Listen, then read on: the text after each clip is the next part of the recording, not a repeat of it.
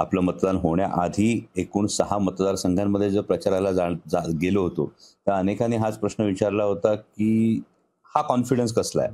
तर मी प्रामाणिकपणे सांगायचो, हा कॉन्फिडन्स आमच्या प्रामाणिकपणे काम करणाऱ्या प्रत्येक कार्यकर्त्याचा आणि शिरूर लोकसभा मतदारसंघातल्या मायबाप मतदारांवरचा हा कॉन्फिडन्स आहे. आणि ते चित्र आज मतदानात दिसतंय हे याचं खरोखर समाधान आहे. आव्हान तुम्हाला दिलेलं होतं ते मी स्वीकारलेलं होतं आणि ते पूर्ण होईल अशी अपेक्षा. म्हणजे ते होईल असं दिसतंय कारण आपण ज्याला म्हणतो की संघर्ष जितना बडा होगा जीत उतनी शानदार होगी. त्या पद्धतीनं इतक्या मोठ्या नेत्यानं आव्हान दिल्यानंतर खरं तर अनेकांच्या मनात शंकेची पाल चुकचुकली होती. पण ज्या पद्धतीनं आदरणीय शरदचंद्रजी पवार साहेब हे ठामपणे पाठीशी उभे राहिले. जयंत पाटील साहेबांनी पूर्णपणे ही यंत्रणा मॉनिटर केली. अगदी सुप्रियाताई सुद्धा त्यांची निवडणूक संपल्याबरोबर शिरूर लोकसभा मतदारसंघामध्ये दाखल झाल्या.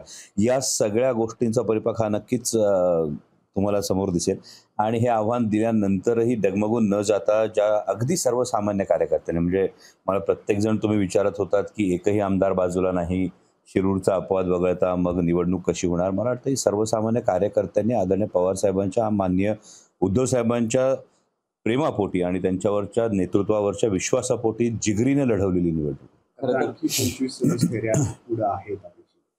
हे चित्र कायम असेल की कुठं थोडं फार पुढं मागं होऊ शकतंय?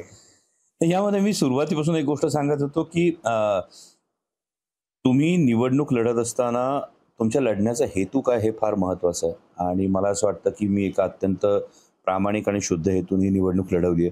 तर तुम्ही बघत असाल तर मी अजूनही इतकाच रिलॅक्स आहे कारण तुम्हाला एखाद्या निवडणुकीत गमवायचं काहीच नसतं.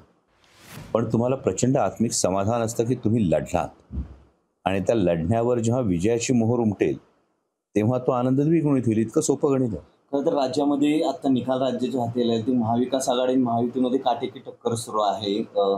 कसं बघता खरं तर या सगळ्या निकालाकडे?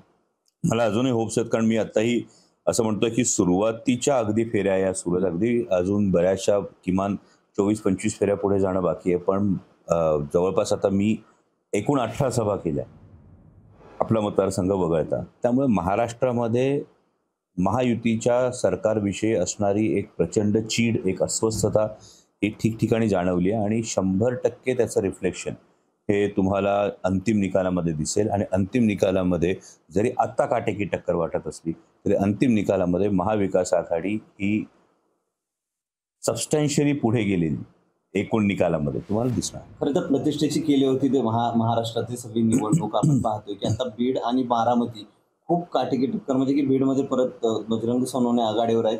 इथं सुप्रिया सुळे आणि सुमित्रा पवारांमध्ये पण ही प्रतिष्ठेची जी केली होती यामध्ये अनेक खरं तर तक्रारी केल्या गेल्या. या तक्रारीनंतर काही व्हिडिओज आपण आपल्या समोर आले. या सगळ्यानंतर निवडणूक आयोगाने नेमकी काय कार्यवाही केली याविषयी अनेक संदिग्धता आहेत. त्यामुळे असं म्हटलं तरी हे वावगं ठरणार नाही की फक्त महाविकास आघाडीचा उमेदवार विरुद्ध महायुतीचा उमेदवार अशीच लढत होती.